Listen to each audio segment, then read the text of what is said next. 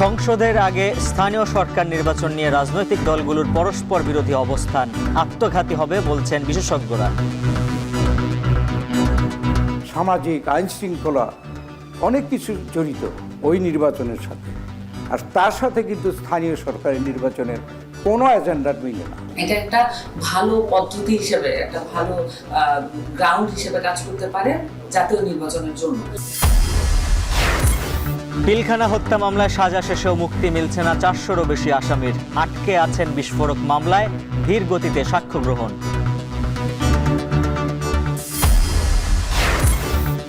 বাস মালিকদের অনীহায় দেড় যুগেও চালু হয়নি রাজশাহীর নওদাপাড়া বাস টার্মিনাল। শহরের ভেতরে চলছে যত্রতত্র পার্কিং। ট্রাম্পের শপথের আগেই অবৈধ বাংলাদেশিদের মধ্যে উৎকণ্ঠা। স্বার্থ সংশ্লিষ্ট ইস্যুতে ওয়াশিংটনের সঙ্গে যোগাযোগ বাড়ানোর তাগিদ।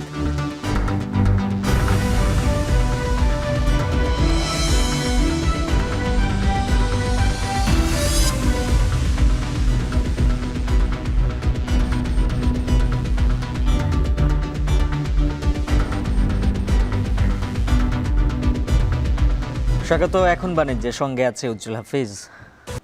প্রধান উপদেষ্টা একই সাথে জাতীয় ও স্থানীয় সরকার নির্বাচনের প্রস্তুতি নেয়ার কথা বললেও রাজনৈতিক দলগুলো বলছে সংসদ নির্বাচনের আগে যে কোনো নির্বাচন দেশের রাজনীতিতে সংকট তৈরি করবে। তবে জন আকাঙ্ক্ষাকে গুরুত্ব দেওয়ার কথাও বলেছেন তারা। আর বিশেষজ্ঞরা বলছেন রাজনৈতিক দলগুলোর ঐক্যমত্য ছাড়া জাতীয় নির্বাচনের আগে স্থানীয় সরকার নির্বাচন হলে অন্তর্বর্তী সরকারের জন্য তা হবে আত্মঘাতী। আর জানাচ্ছেন জাওয়াদ মাহমুদ। স্থানীয় সরকার নাকি জাতীয় নির্বাচন আগে, এই নিয়ে সংস্কার কমিশনের সদস্য, রাজনৈতিক দল, বৈষম্য বিরোধী ছাত্র আন্দোলন, নাগরিক কমিটি কিংবা বিশেষজ্ঞদের মধ্যে চলছে নানামুখী আলোচনা। আমরা বলছি যে জাতীয় সংসদ নির্বাচনের পূর্বে স্থানীয় সরকার নির্বাচনের কোনো প্রশ্নই ওঠে না।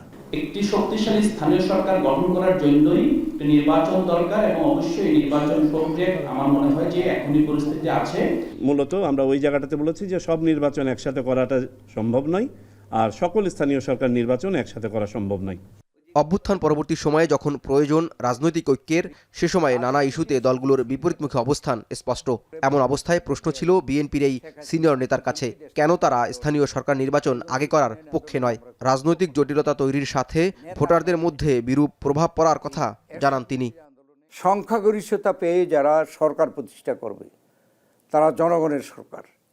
তারা যদি সিদ্ধান্ত নেয় যে আগের যে স্থানীয় সরকার নির্বাচন সঠিক হয় নাই, তাহলে এটা কি সুখকর হবে কিনা? সামাজিক আইন শৃঙ্খলা অনেক কিছু জড়িত ওই নির্বাচনের সাথে, আর তার সাথে কিন্তু স্থানীয় সরকারের নির্বাচনের কোনো এজেন্ডার মিলে না। স্থানীয় সরকার নির্বাচন নিয়ে জামায়াত ইসলামীর সহকারী সেক্রেটারি জেনারেল বলছেন জনগণের আকাঙ্ক্ষা বাস্তবায়নে কাজ করবে তাদের দল।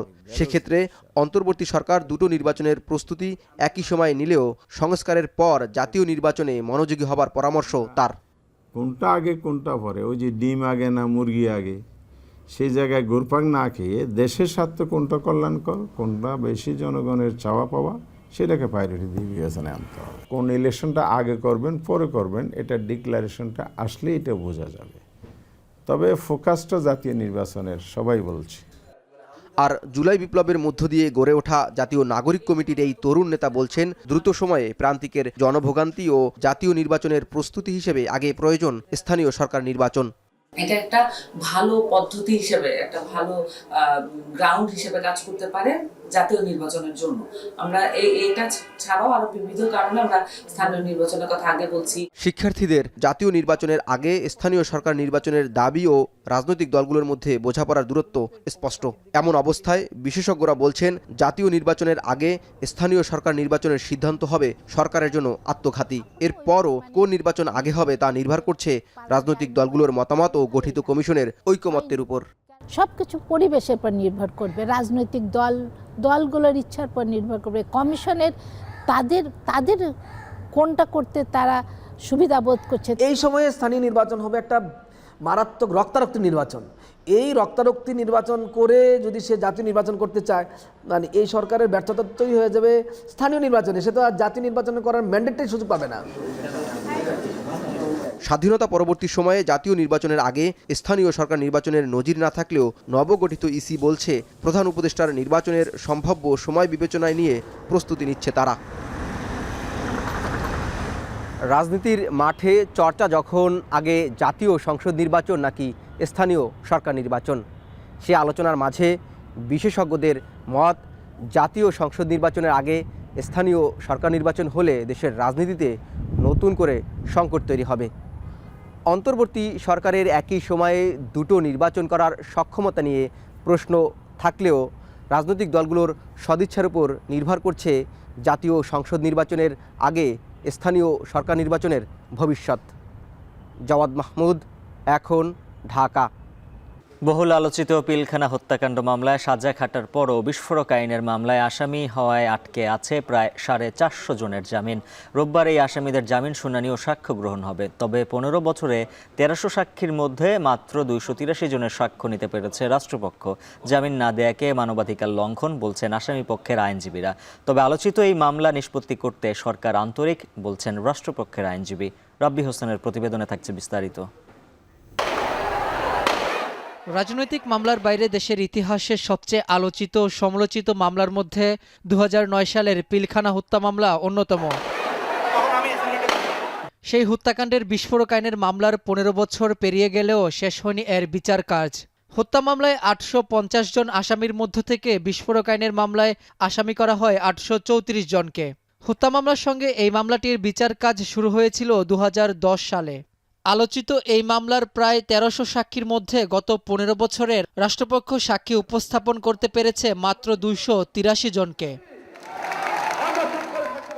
বিডিআর হত্যাকাণ্ডের ঘটনায় দায়ের করা হত্যা মামলায় বিচারিক আদালতের রায়ের পর হাইকোর্ট থেকে খালাস পান 283 জন। এছাড়া বিভিন্ন মেয়াদে সাজা দেওয়া হয় 228 জনকে, যাদের প্রত্যেকের সাজা খাটা শেষ হলেও শুধুমাত্র বিস্ফোরক আইনের মামলার কারণে আটকে আছে প্রায় 450 আসামির জামিন প্রক্রিয়া। আদালতে জামিনের আবেদনের পাশাপাশি ভুক্তভোগী পরিবারগুলো রাজপথে নেমেছে বারবার, তবুও আলোর মুখ দেখেননি তারা।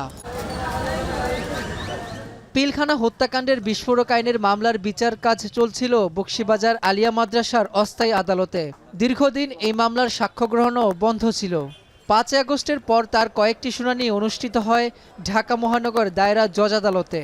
গত 9 জানুয়ারি বকশীবাজার অস্থায়ী আদালতে জামিন শুনানি হওয়ার কথা থাকলেও তা পণ্ড হয় এজলাসে আগুন লাগা ও মাদ্রাসা শিক্ষার্থীদের তোপের মুখে। জামিন শুনানি নিয়ে রাষ্ট্রপক্ষের আইনজীবী বলছেন, যত দ্রুত সম্ভব সাক্ষ্য গ্রহণ শেষ করে বহুল আলোচিত এই মামলাটি নিষ্পত্তি করা হবে। সরকার পক্ষ, সংশ্লিষ্ট যারা আছেন এবং প্রসিকিউশন টিম হিসাবে আমরা সবাই প্রস্তুত এবং আন্তরিক যে আমরা চাই এটা আইনের স্বাভাবিক গতিতে চলমান থাকুক। যতদিন মামলাটা রায়ের পর্যায় পর্যন্ত না যায় ততদিন পর্যন্ত এটা সাক্ষ্যজনই থাকবে। আসামি পক্ষের আইনজীবীরা বলছেন, আওয়ামী সরকারের আমলে খালাস পাওয়া ও সাজা ভোগ করা ব্যক্তিদের জামিন নিয়ে গড়িমসি ও রাজনৈতিক হস্তক্ষেপ হয়েছে। সাজা ভোগ শেষ হওয়ার পরও কারাগারে আটকে থাকা মানবাধিকার লঙ্ঘন। ভুক্তভোগী পরিবারগুলোকে বাঁচাতে দ্রুত মামলাটি নিষ্পত্তি প্রয়োজন। আইনানুগ সকল পন্থা তাদের বিবেচনা নিয়ে ছেড়ে দেওয়ার সুযোগ থাকা সত্ত্বেও সেটাকে ব্যবহার না করে আবারও তাদেরকে আটকে রাখা, এটা চরম তামাশা করা হচ্ছে তাদের সাথে, তাদেরকে উপহাস করা হচ্ছে। এবং সবচেয়ে বড় জিনিস হচ্ছে যে তারা কোনো অন্যায় করেন নাই, অবিচার করেন নাই, কোনো জুলুমের শিকার হচ্ছেন তারা প্রতিনিয়ত। এই মজলুম মানুষগুলোকে তারা দেখবেন, এটা আমরা আশা করছি। বহুল আলোচিত এই মামলার বিচার কার্য সরিয়ে নেওয়া হয়েছে কেরানীগঞ্জ কারাগারের অস্থায়ী আদালতে। 19 জানুয়ারি এই মামলার জামিন শুনানি ও সাক্ষ্য গ্রহণ করা হবে। 350 জনের মতো জামিনের আবেদন করেছেন বলে জানান রাষ্ট্রপক্ষ। রাব্বি হোসেন, এখন, ঢাকা। বাম সংগঠনের সন্ত্রাসী কর্মকাণ্ডের বিরুদ্ধে বিক্ষোভ মিছিল করেছে ঢাকা বিশ্ববিদ্যালয়ের শিক্ষার্থীরা। শনিবার রাত 12:30টার দিকে বিভিন্ন হল থেকে মিছিল নিয়ে বের হন শিক্ষার্থীরা। মিছিলগুলো একত্রিত হয়ে টিএসসির রাজু ভাস্কর্যে জড়ো হয়। সেখানে সংক্ষিপ্ত সমাবেশ করেন শিক্ষার্থীরা। এ সময় তারা বলেন, ছাত্র ইউনিয়ন সহ বাম সংগঠনের নেতাকর্মীরা ক্যাম্পাসে সন্ত্রাসী কার্যক্রম চালাচ্ছে। তাদের প্রতিরোধের ঘোষণা দেন ক্ষুব্ধ শিক্ষার্থীরা। বক্তব্য রাখেন বৈষম্য বিরোধী ছাত্র আন্দোলনের মাহিন সরকার সহ বেশ কিছু ছাত্র নেতা। পরে মিছিল নিয়ে হলে হলে চলে যান শিক্ষার্থীরা। এরপর তারা কেন্দ্রীয় লাইব্রেরির সামনে ছাত্র ইউনিয়নের কেন্দ্রীয় সভাপতি মেঘমল্লার বসুর কুশপুত্তলিকায় জুতা নিক্ষেপ করেন।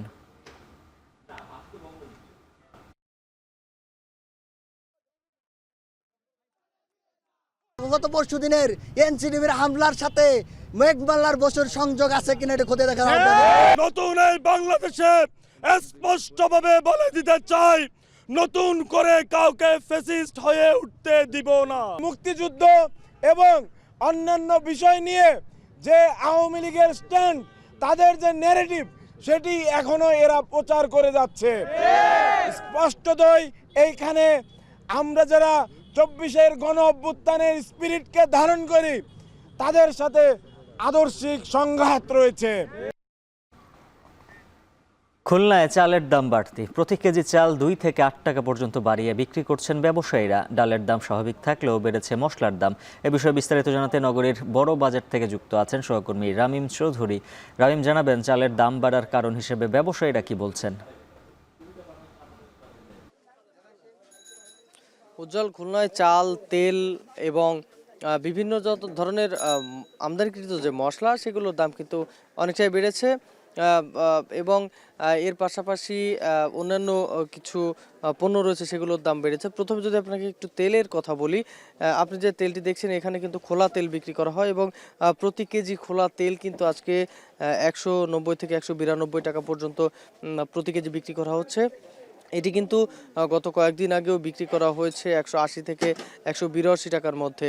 আজকে কিন্তু প্রায় কেজিতে 10 টাকা পর্যন্ত বেড়েছে বলে এখানকার ব্যবসায়ীরা আমাদেরকে জানিয়েছেন।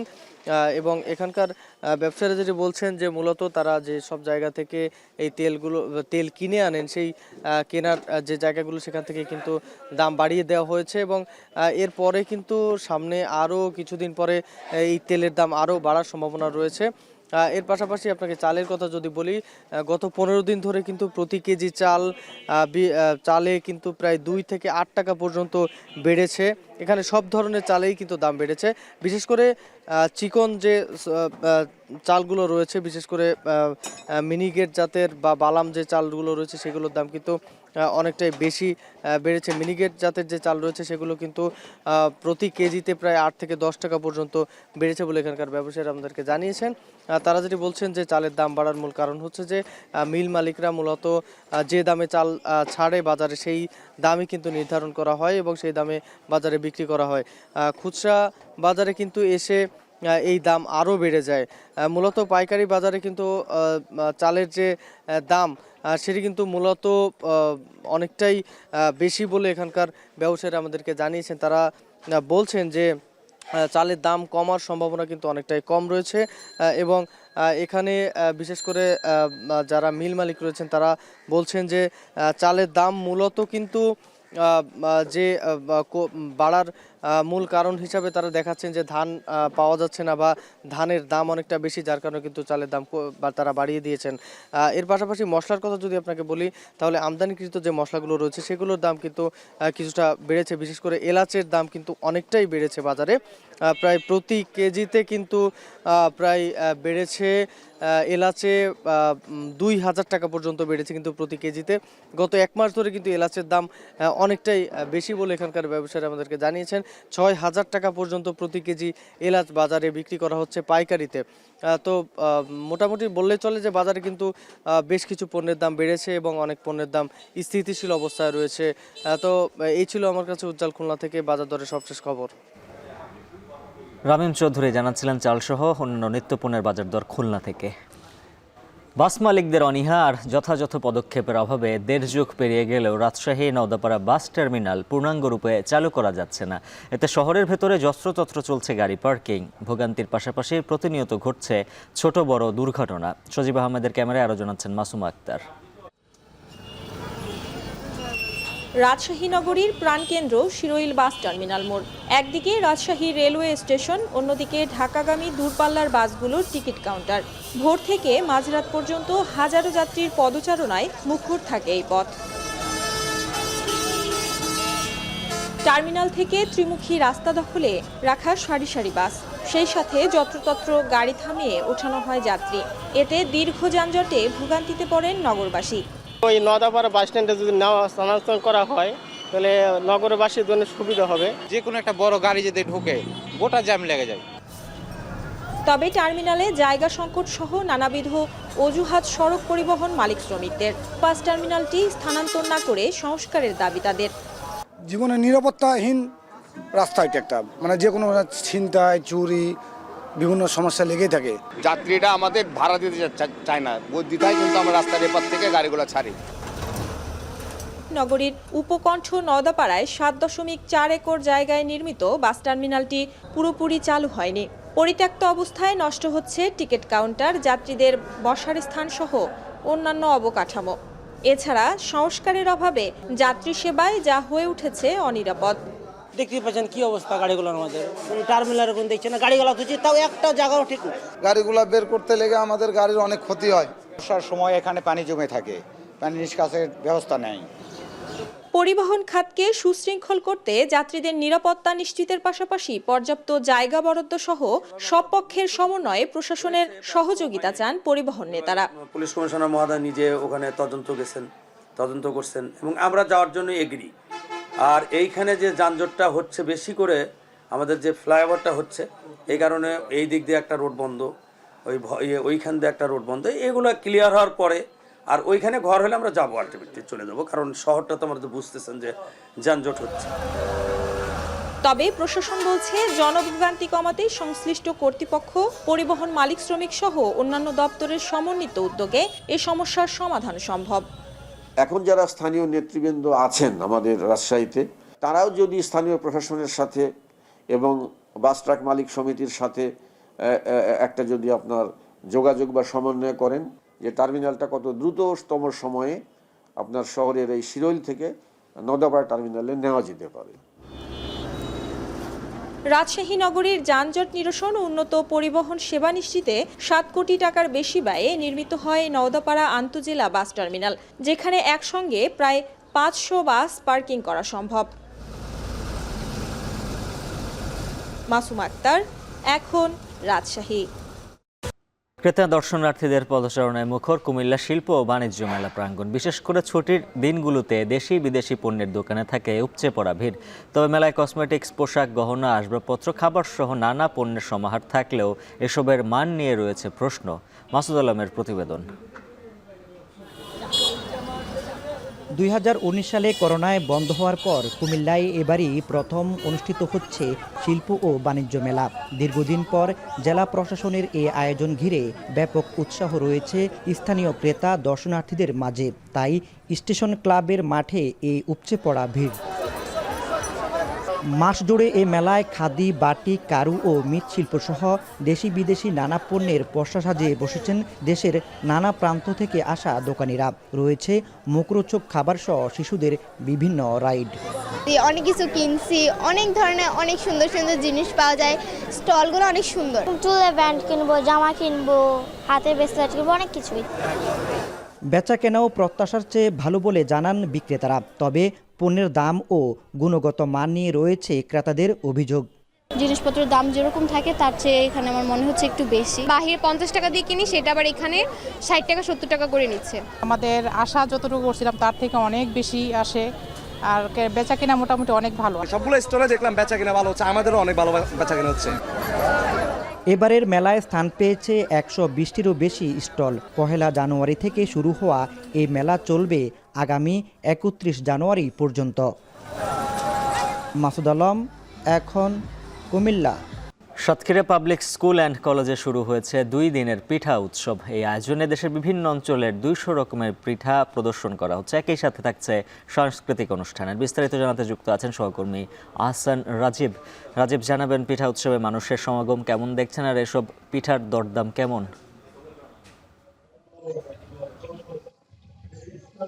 উজ্জ্বল, সাতক্ষীরায় জেলা শহরে এবারই প্রথমবারের মতো স্কুল পর্যায়ে বিভিন্ন স্কুল পর্যায়ে পিঠা উৎসব অনুষ্ঠিত হচ্ছে। তার মধ্যে সাতক্ষীরা পাবলিক স্কুল অ্যান্ড কলেজের যে প্রাঙ্গণ, এই প্রাঙ্গণে প্রায় 50টিরও বেশি স্টল কিন্তু বসেছে এবং এটি সাতক্ষীরা সবচেয়ে এখন পর্যন্ত জেলা শহরের ভিতরে যে বড় উৎসবটি হচ্ছে তার মধ্যে সবচেয়ে বড় উৎসব এই পিঠা উৎসবটি। এখানে প্রায় 50টি স্টলে কিন্তু বিভিন্ন ধরনের যে পিঠা, বিশেষ করে খুলনা অঞ্চল, বরিশাল অঞ্চল, দেশের উত্তরাঞ্চল সহ বিভিন্ন অঞ্চলের যে সমস্ত পিঠা রয়েছে সে সমস্ত পিঠা তৈরি করে কিন্তু এখানে প্রদর্শনী করা হচ্ছে। এবং এই সমস্ত পিঠা এখানে একেবারে সুলভ মূল্যে, একেবারে 5 টাকা থেকে শুরু করে 50 টাকার মধ্যে কিন্তু ক্রেতারা সহজে কিনতে পারছেন। এখানে বসেই খাওয়ার ব্যবস্থা রয়েছে এবং এখানে কিন্তু সাংস্কৃতিক অনুষ্ঠানের আয়োজন করা হয়েছে। আমরা দেখছি গতকাল থেকে মূলত এই উৎসবটি শুরু হয়েছে, 2 দিন ব্যাপী এই উৎসব।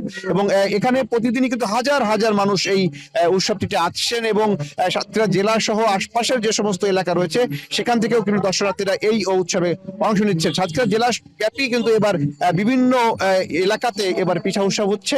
এর মধ্যে উপজেলা শহরগুলোতেও কিন্তু আমরা দেখেছি যে স্কুলগুলোতে কিন্তু এই পিঠা উৎসবের আয়োজন করা হচ্ছে। এখানে যারা স্কুলের শিক্ষার্থী রয়েছেন এবং অভিভাবকরা রয়েছেন তারা পিঠা তৈরি করে কিন্তু এখানে প্রদর্শনী করছেন। একই সাথে বিভিন্ন এলাকায় যারা পিঠা মৌসুমী পিঠা ব্যবসায়ী তারাও কিন্তু এই সমস্ত এখানে কিন্তু স্টল নিয়ে তারা কিন্তু সেই পিঠাগুলো বিক্রি করছেন। পিঠা উৎসবের সাথে সাথে এখানে শীতকালীন যে সাংস্কৃতিক উৎসবটি করা হয় সেখানে করা হচ্ছে ইসলামী সাংস্কৃতিক সন্ধ্যা রয়েছে। সব মিলিয়ে জমজমাট একটি আয়োজন কিন্তু এই পাবলিক স্কুল মিলনায়তনে অনুষ্ঠিত হচ্ছে। এটি গতকাল সকাল থেকে শুরু হচ্ছে, আজকে রাত 12টার দিকে শেষ হবে এমনটি কিন্তু আয়োজকরা বলছেন তারা বিপুল সাড়া পাচ্ছেন এ ধরনের আয়োজনের মধ্য দিয়ে। জেলা পর্যায়ে আসলে এ ধরনের আয়োজন খুব কম হয়, যে কারণে কিন্তু এবার এই আয়োজনটি তারা উদ্যোগ নিয়েছেন। সব মিলিয়ে এই ছিল আমার কাছে সাতক্ষীরা পিঠা উৎসব থেকে সবশেষ তথ্য। উজ্জ্বল। আহসান রাজীব জানাচ্ছিলেন সাতক্ষীরা থেকে পিঠা উৎসবের খবর। সমুদ্র উপকূলীয় অঞ্চলে প্রবাহমান নদী ও খালকে কেন্দ্র করে গড়ে উঠেছে শহর ও বন্দর। তবে অব্যবস্থাপনায় পটুয়াখালীর কলাপাড়া পৌর শহরের পয় নিষ্কাশনের খালটি দখল দূষণে মৃতপ্রায়। এতে ভোগান্তিতে দুই তীরের হাজারো পরিবার। খাল পুনরুদ্ধার ও পানির প্রবাহ অব্যাহত রাখতে কার্যকর পদক্ষেপ নেয়ার কথা বলছে ভূমি অফিস। জসিম পারভেজের প্রতিবেদন।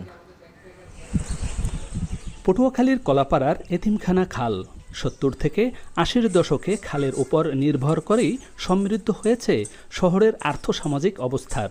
তবে দখল ও দূষণে এখন মৃত্যুপ্রায় আন্ধারমানিক নদের এই শাখা খালটি।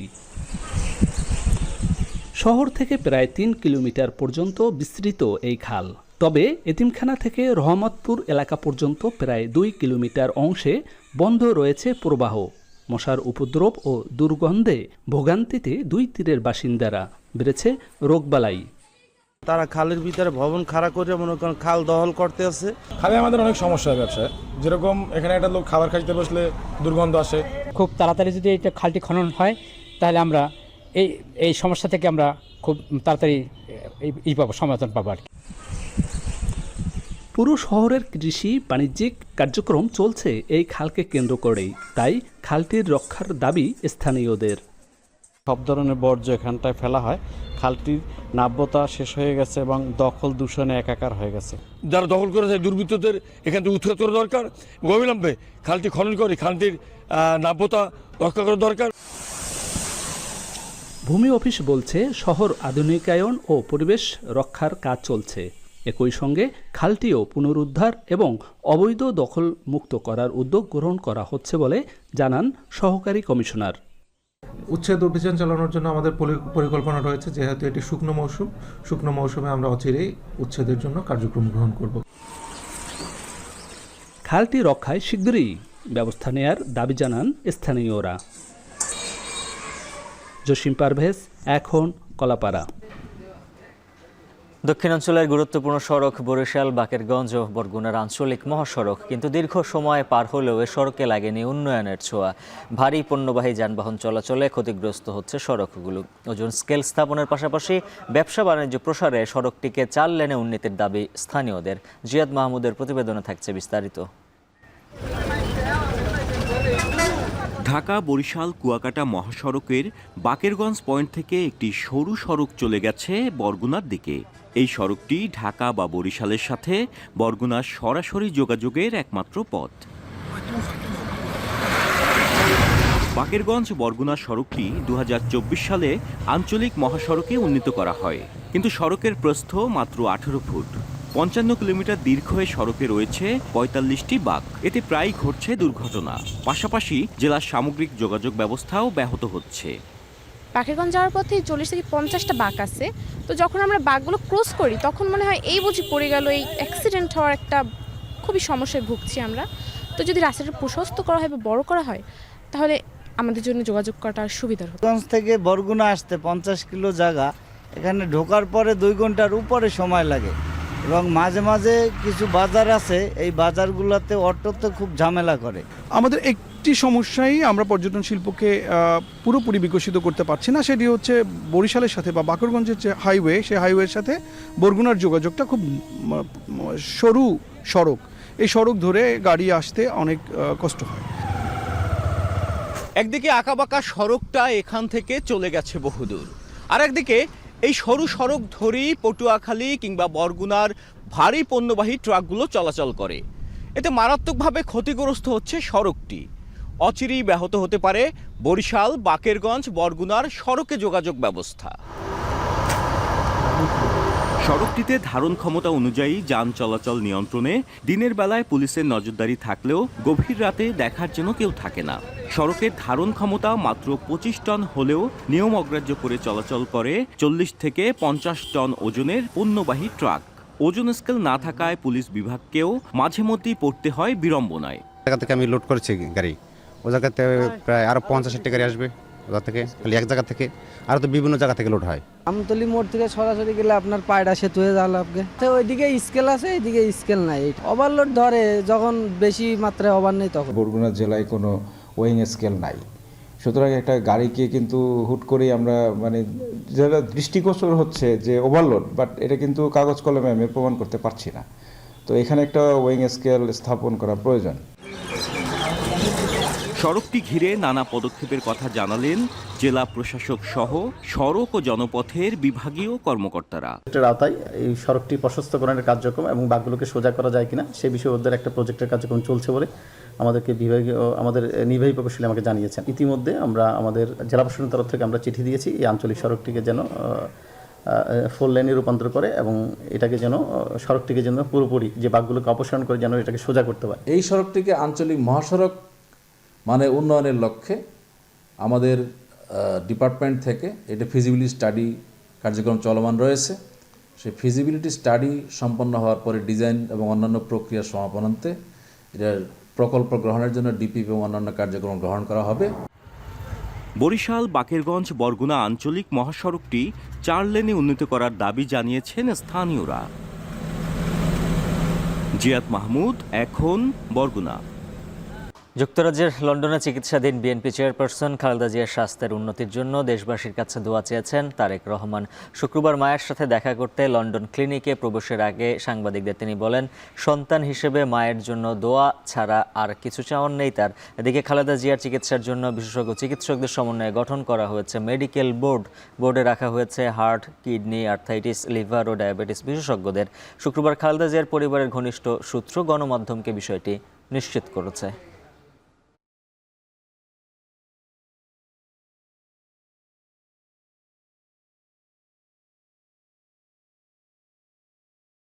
মায়ের কথা যখন বললেন, স্বাভাবিক দেশবাসীর কাছে তো একটাই বলবো, উনি দেশের নেত্রী, কাজেই দেশবাসীর কাছে অনুরোধ জানাবো সন্তান হিসেবে ওনার জন্য দোয়া করার জন্য।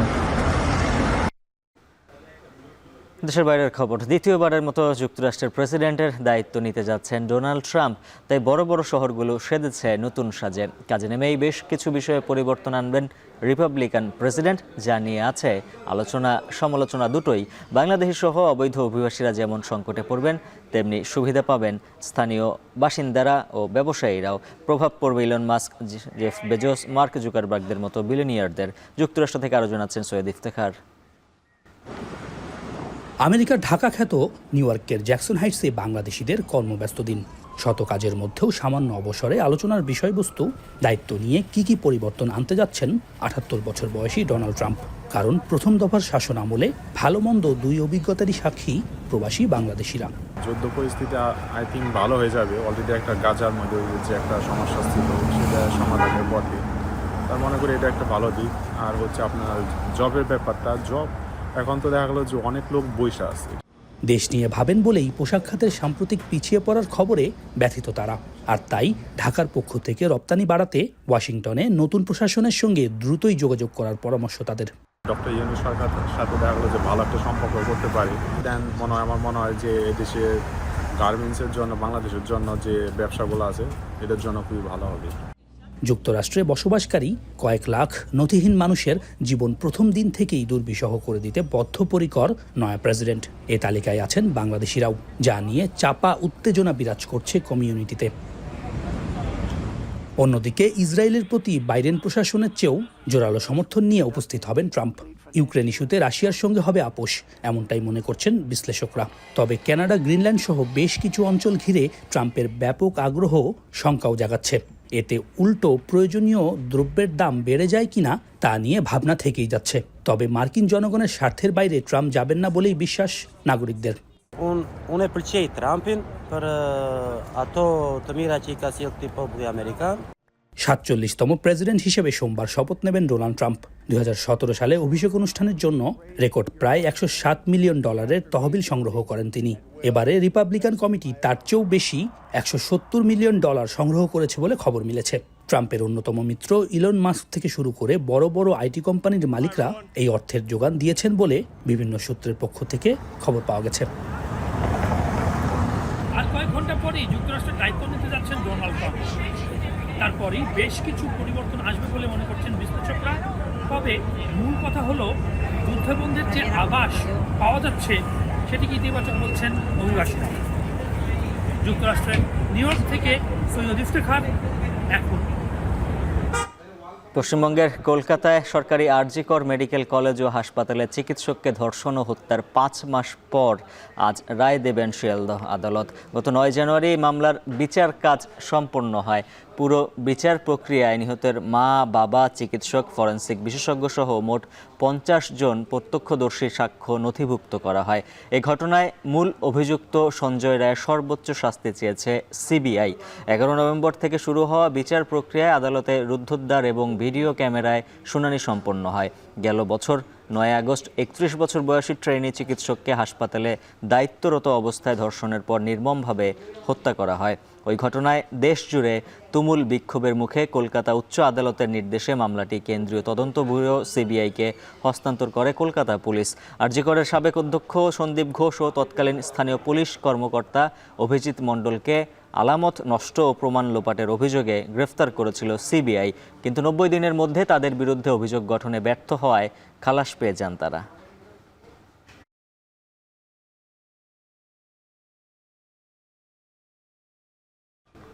অবশেষে আনুষ্ঠানিকভাবে গাজা যুদ্ধবিরতি চুক্তি অনুমোদন দিয়েছে ইসরায়েলি মন্ত্রিসভা। দীর্ঘ 6 ঘন্টার বৈঠক ও ভোটাভুটি শেষে শনিবার ভোররাতে চুক্তি অনুমোদন দেয়া হয়। আল জাজিরা প্রতিবেদন বলছে 32 সদস্যের মন্ত্রিসভার 24 সদস্য প্রস্তাবের পক্ষে ভোট দেন, বিপক্ষে ভোট পড়ে 8টি।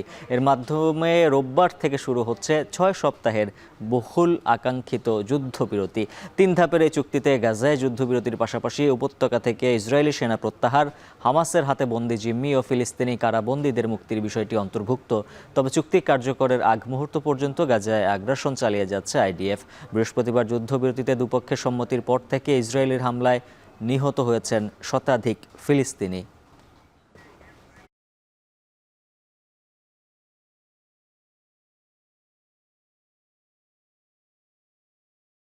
এখন বাণিজ্য শেষ করার আগে শিরোনামগুলো জানিয়ে দিচ্ছে আরও একবার। সংসদের আগে স্থানীয় সরকার নির্বাচন নিয়ে রাজনৈতিক দলগুলোর পরস্পর বিরোধী অবস্থান আত্মঘাতী হবে বলছেন বিশেষজ্ঞরা। সামাজিক আইন শৃঙ্খলা অনেক কিছু জড়িত ওই নির্বাচনের সাথে, আর তার সাথে কিন্তু স্থানীয় সরকারের নির্বাচনের কোনো এজেন্ডার মিলে না। এটা একটা ভালো পদ্ধতি হিসেবে, একটা ভালো গ্রাউন্ড হিসেবে কাজ করতে পারে জাতীয় নির্বাচনের জন্য। খালেদা জিয়ার স্বাস্থ্যের আপডেট জানা যাবে আজ। মায়ের জন্য দোয়া চেয়েছেন তারেক রহমান।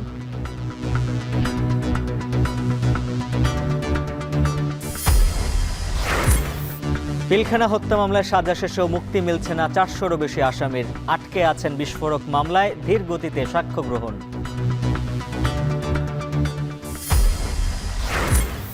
ট্রাম্পের শপথের আগেই অবৈধ বাংলাদেশিদের মধ্যে উৎকণ্ঠা। স্বার্থ সংশ্লিষ্ট ইস্যুতে ওয়াশিংটনের সঙ্গে যোগাযোগ বাড়ানোর তাগিদ।